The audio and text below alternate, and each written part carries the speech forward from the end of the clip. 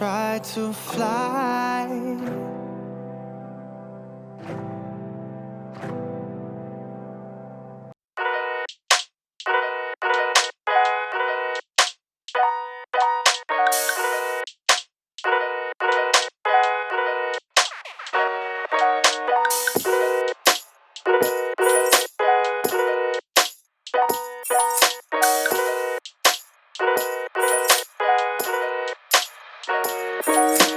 Всем привет! Рада приветствовать вас на своем канале. Сегодня у нас очень интересная пересадка, потому что у нас есть вот такой вот интересный экземпляр, сорт Equestris Illocos. Вот у нас мамочка и уже вот такая огромная детка на цветоносе. Но что самое интересное, у этой детки на конце цветоноса, в конце цветения тоже образовалась деточка. Видите? Поэтому пришло время для пересадки и отделения вот этой детки от мамы. У нее уже очень хорошо развита корневая система. Как вы можете наблюдать, корешочки в активном росте, что будет благоприятным для адаптации орхидеи в новом субстрате. Ну что ж, начнем. Для этого нам понадобится... Да, я забыла сказать, что у меня этот фаленопсис живет в мхе. После покупки, приобретения ее в заказах, как все подростки, орхидея пришла ко мне в мхе. Я не стала ее адаптировать к коре, потому что у меня очень большая часть моих орхидей посажена в мох как постоянный субстрат. Не временный, а постоянный, потому что мне это облегчает уход за моими орхидеями. А если быть более точным, полив. Поэтому сейчас мы не будем менять условия для орхидеи, мы также посадим ее в мох. И, соответственно, деточку тоже. Да, я хотела сказать, что садить мы будем групповой посадкой, то есть в один горшочек. Ну а теперь точно приступим. Поехали. Так, для этого нам понадобится мох. Мох я уже подготовила. Мох я использую спагмос, новозеландский мох. Продается он в брикетах, прессованный. Очень удобный в хранении, много места не занимает. И очень легко его подготовить для применения. Для этого всего лишь навсего достаточно этот брикет положить в воду на короткий срок до 5 минут. Мох напитывается и становится готовый к применению. Но самое важное, конечно, отжать лишнюю воду и оставить мох просто слегка влажным. Вот такой мох я уже подготовила заранее. Так, керамзит обязательно для дренажа. 2 горшочка, пока 2, потому что непонятно какая корневая система и какой нам понадобится. И садовые ножницы, секатор, который мы заранее обработали. Не забывайте обрабатывать. Так, теперь мы берем нашу орхидейку. И самый сейчас интересный и волнительный момент — это отделение, срезание нашей деточки. Для этого нам надо взять и найти место с маленьким кусочком старого цветоноса. Оп! Дело сделано. Так, смотрите, какая уже самодостаточная крупная деточка. Я бы уже сказала, что она практически не отстает от своей мамы по размеру. Она у меня с прошлой весны. То есть мама завершила свое цветение образованием деточки это выглядело вот так вот, как на этой сейчас. Это было прошлой весной. И висела она у меня целый год. И вот за год она приобрела вот такие размеры. Вот, я считаю, это хороший результат за год. Мамочка постаралась, откормила свою детку. Так, ну что ж, смотрите. Здесь корневая система хорошая, поэтому я все корешочки целые, отрезать ничего не надо, нет ни сухих, ну, конечно, гнилых нету, потому что она не была в субстрате, она была в воздухе, да, поэтому единственное, что могло быть с корневой системой, это могли быть где-то какой-то сухой корешок, но у меня сухих корешков нет, потому что я очень часто при поливе погружала корни этой орхидеи в водичку и оставляла минут на 20 для того, чтобы корневая система хорошо развивалась и не засушивалась. Вот этот листик, самый первый, самый изначальный, который пробился, мы его удалим. Он нам не нужен, потому что нам надо немного углубить орхидею, вот, а этот листик нам будет мешать. Все чешуйки после того, когда вы удаляете самые нижние листики, вы должны убрать. Это очень удобно делать щипчиками, либо пинцетиком. Так, для этого сейчас я его возьму, секундочку. Вот такие щипчики. Это щипчики у меня для бровей. Не очень удобные в использовании вот в таких случаях. В общем, все вот эти чешуйки вы убираете. Ничего оставлять не надо. Это делайте всегда у своих орхидеек. Все, у меня шейка чистая.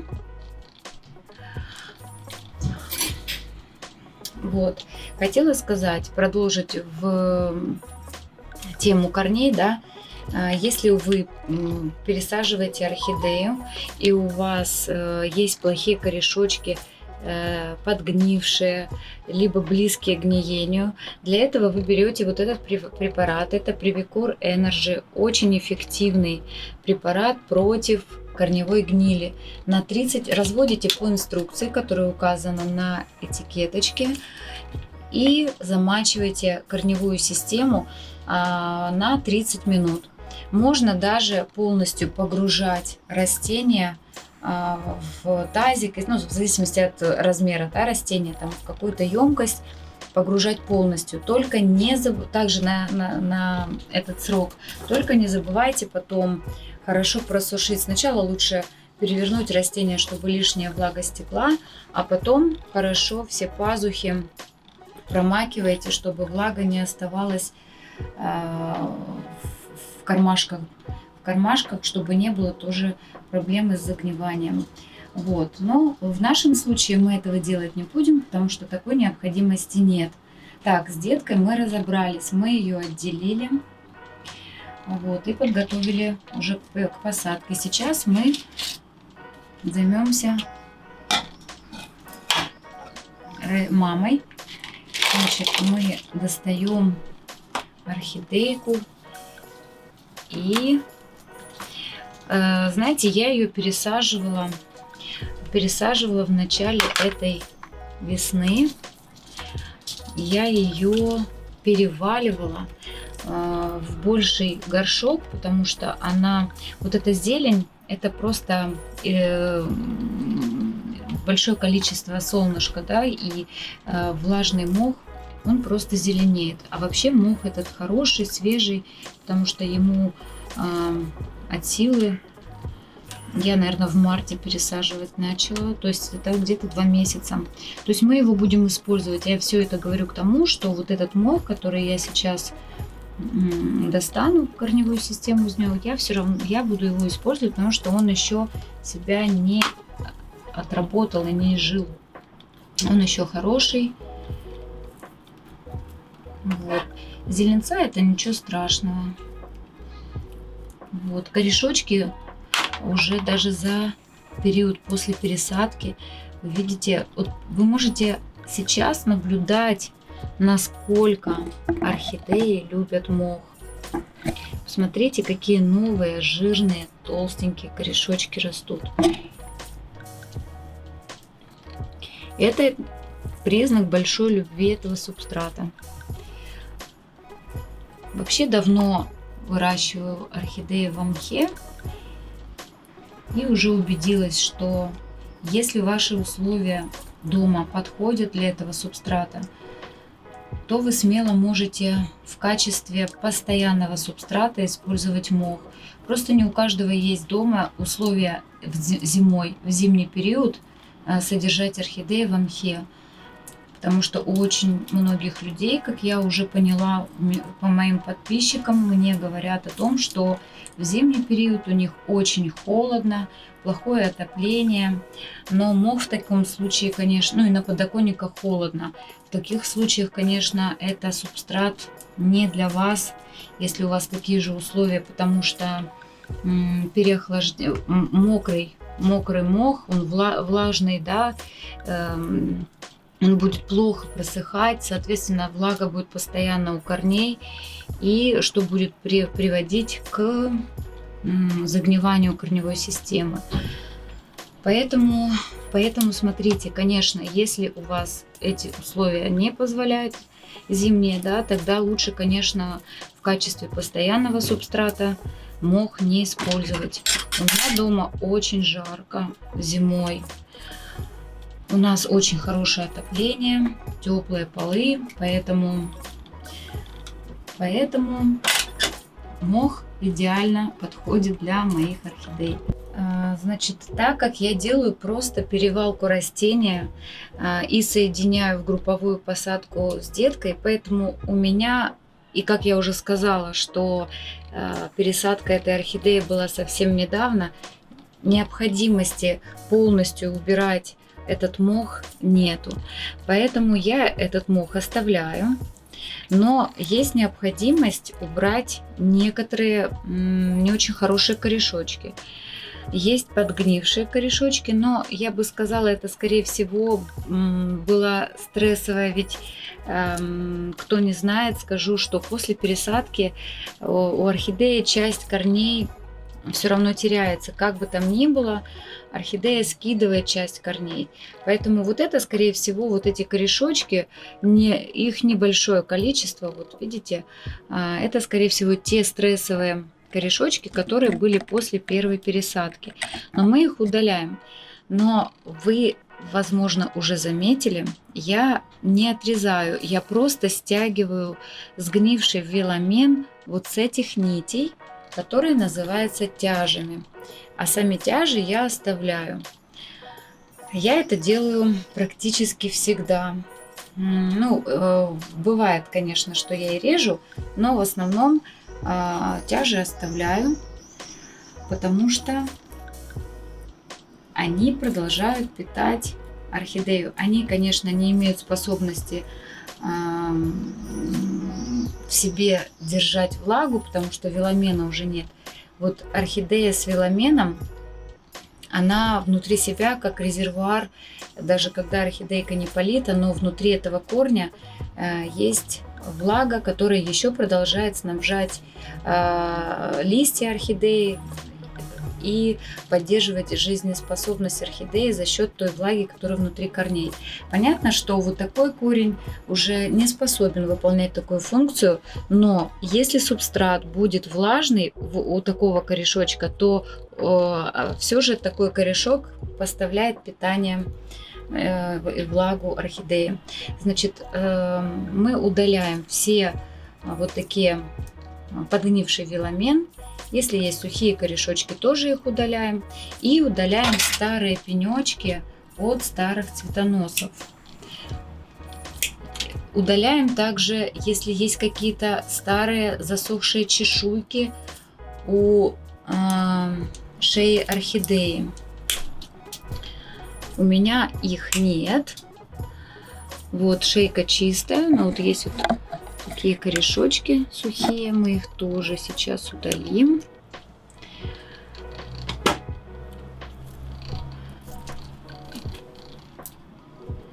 Вот как раз, наверное, все же вот эти чешуйки надо, у меня нашлись. Показать вам, что надо удалять. Так, где мой пинцетик? Вот он, пинцетик. Вот здесь вот есть места, где есть сухие старые листики. Мы их тоже удаляем. Вот смотрите, сейчас вот я вам покажу. Вот. Так, корешочек тоже нашла ненужный.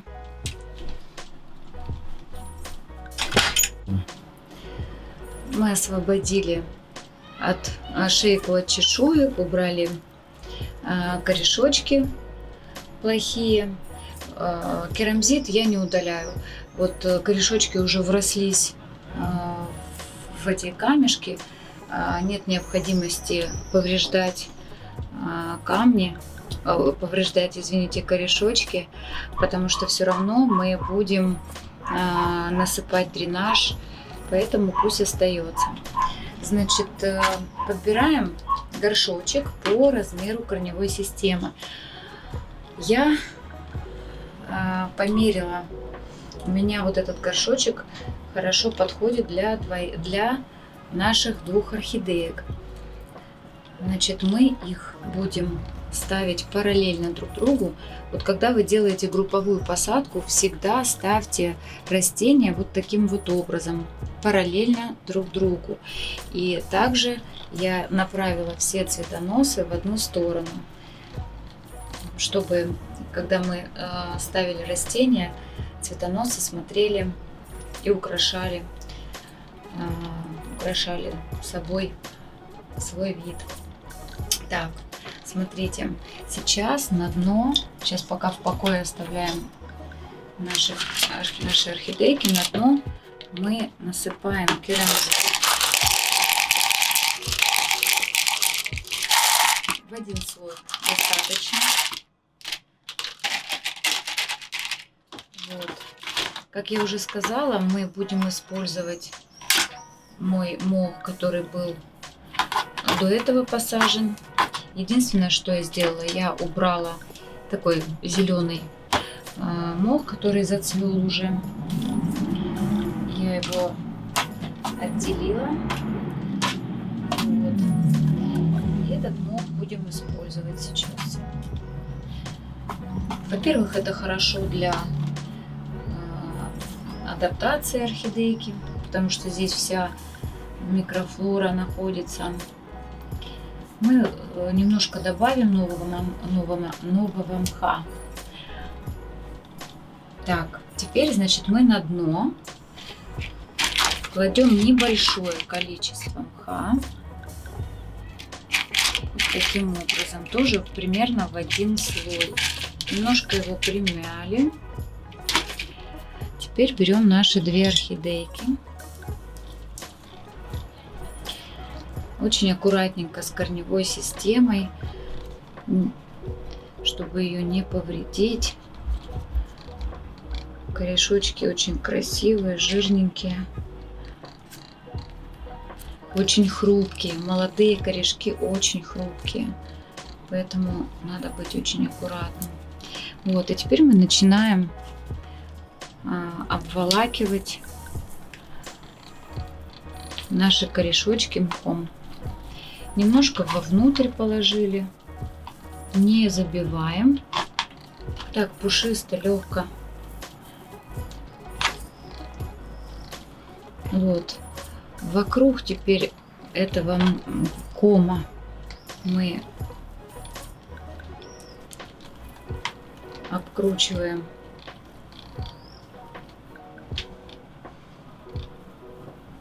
небольшим количеством и пытаемся посадить в наш горшочек. Тоже аккуратно.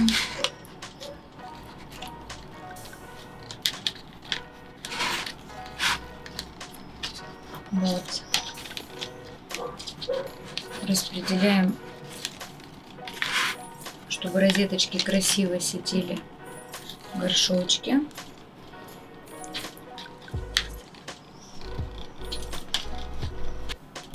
Так, вот мы посадили ровненько наши розеточки. А теперь мы начинаем вот эти пустоты, которые у нас есть, заполнять мхом.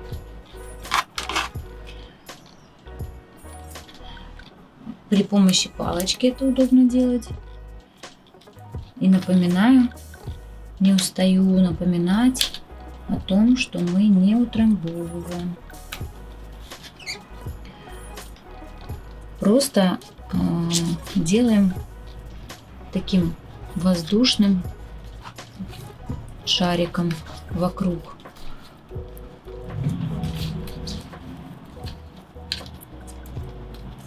Вот, заполняем эти пустоты.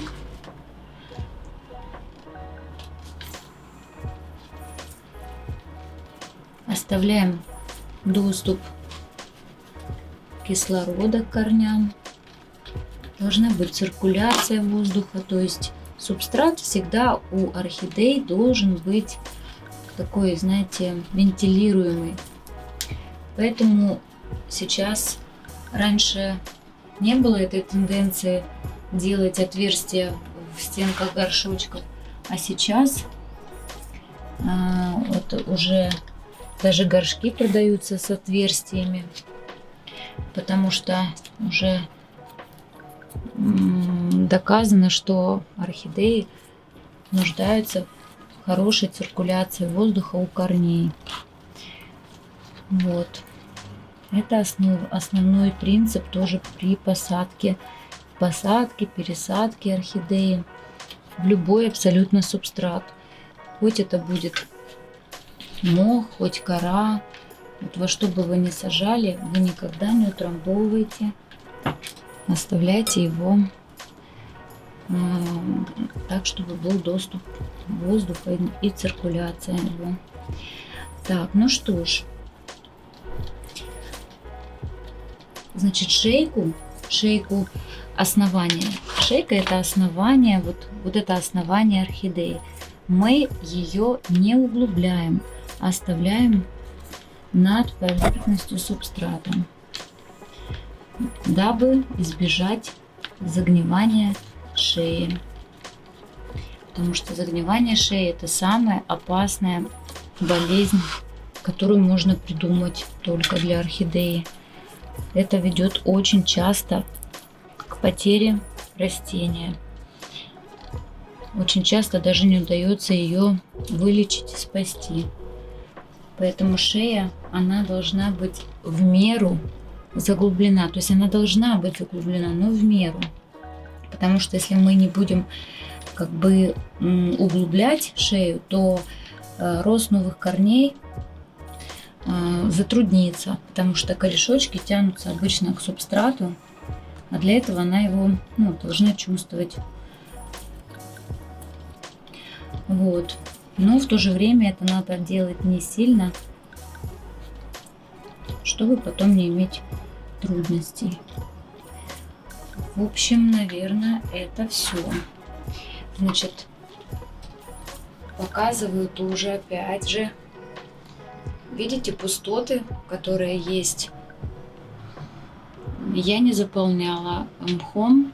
Здесь достаточно субстрата для того, чтобы орхидея поддерживать ей влагу. Но вот эти кармашки воздушные будут как раз благоприятным